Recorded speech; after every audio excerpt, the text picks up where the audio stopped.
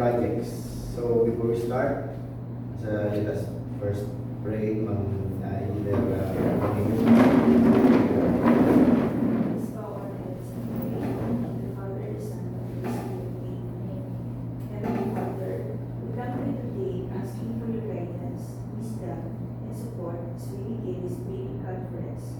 help us to engage in meaningful discussion, allow us to grow closer as a group and nurture the bonds of community.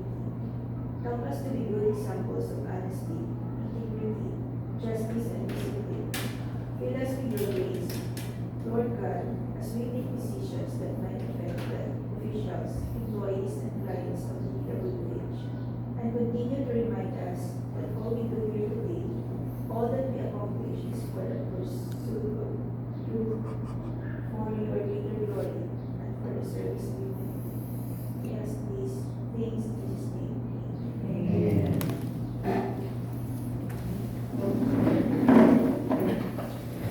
So for our roll call, I, Alan Salvador, Baqueo. Joel Tor, member. Teresa Leninastro, member. Celestia Alan, secretary. Julian Marie Pag-ibig, PWG. Violin Baltang, PWG. Dan Manalo, PWG. Jenny Andres, PWG. Lisa Delisebak, Secretary of Member. Manuhan Dahan, sec member. Sabrina Claudia, NGO representative. So I declare that we have 11 projects for our pre-bid conference. So project number 1, that 23, this is the project for our underground project. And the other is, the two is 2024 project. So the first project is the construction of Marisol flood control right side with the contract ID number 23AH0179 with an approved budget for the contract 48,249,999.95 The second project is construction of Lumbang Westi flood control structure in Kaijukan, Rondon with a contract ID number 23AH0180 with an approved budget for the contract of 48,249,999.95. The third project is the construction of Lumbang East flood control structure in Kaijukan, Romblon with a contract ID number 23AH0181 with an approved budget for the contract 48,249,999.95. The next project is the construction of Mainit downstream flood control at Patoo, Ojungan, Romblon with a contract ID number 23AH0182 with an approved budget for the contract 48,249,999.95. The next project is the construction of flood mitigation structure along Campao River, Phase 2 at Kaijukan, Romblon with a contract ID number 23AH0183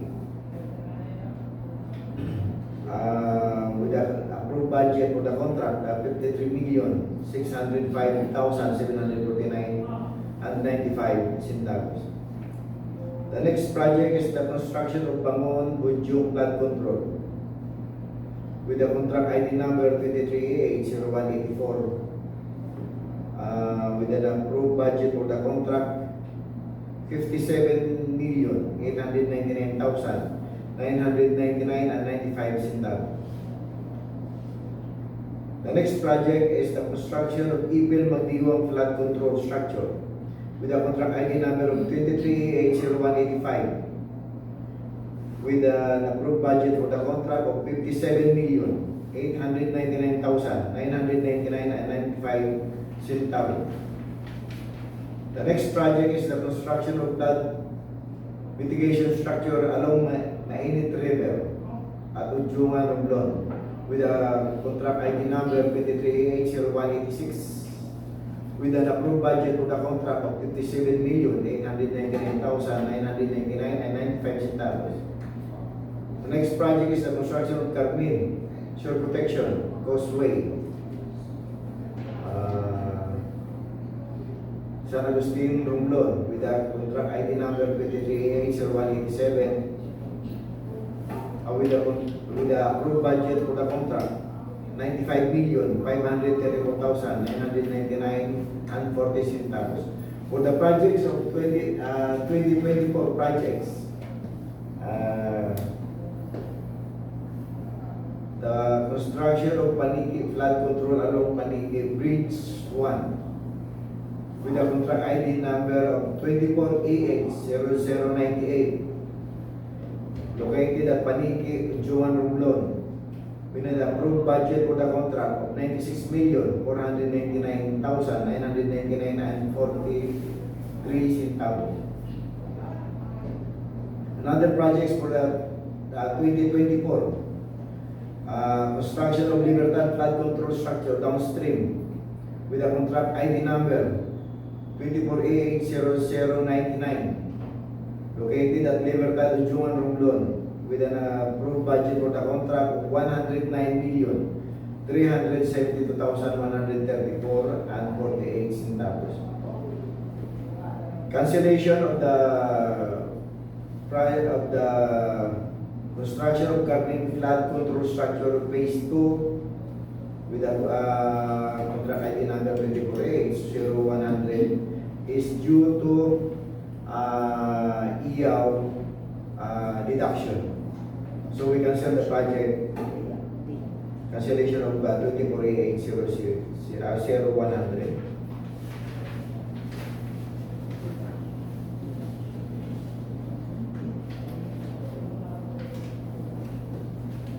As usual, the project is evaluated as per RA 9184. It's implementing rules and regulation that we use pass and fail criterion. So the bidding will be on February 12, 2024 at 9 a.m. Submit your bidding on or before 9 a.m. of February 12, 2024. Any query regarding of this projects, please see the head of the back secretariat, head of the procurement unit, Engineer Celestial Alag at number 14, Deputy Police Building, third floor of DPWH sa Kabingdagan, Jungan, Romblon. Open at 8 a.m. to 5 p.m. The bidding documents required for the projects for the 23A0179, 23A0180 to 23A0181 and 23A0182. The bidox is 25,000. For the project of 23A0183, 23A0184, 23A0185, 186, and 187, the bidox is 50,000. And for the projects of 24A0100, which is cancelled,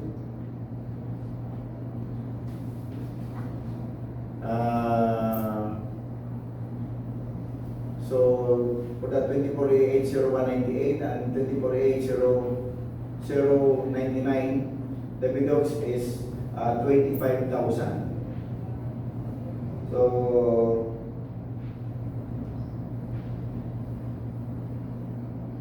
we have the documents needed for our bidding on February 20 and February 12. The program of works, the ABC, the plans are all approved and ready for issuance to the interested bidders. We issued the bidding documents from January 2024 up to February 12. So we are inviting the interested bidders to please you can bid your project through email and manual bidding. So interested bidders are invited. So any question regarding this pre-bid conference? So I would like to reiterate the cancellation of the bidding for the project 24AH0100. There is a supplemental bid bulletin number 24-04 is issued to cancel the bidding procurement process contract ID number 24AH0100 with the contract stated above due to the discrepancy in engineering and administrative overhead from 2% to 3.5%, and the plan and item support will be affected. So, cancel namin yung bidding dito dahil inulit natin yung program ng project dito. So, if there's no question, so... Sir Vice Chair, you mentioned that the bid docs for 2024 is only 25K. 20? A lot bigger, it's 96 million. 2024 projects. 2024 projects. 2024 projects. Thank you. Baka 59. So,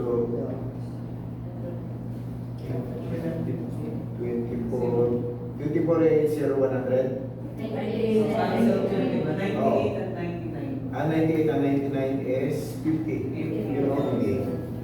So, 50 million, 50,000. 50,000. It's not 55,000. Nakahiwalay kasi ito, ang dalawang ito. Ay, yung 24 ay naka-separate dito sa 23.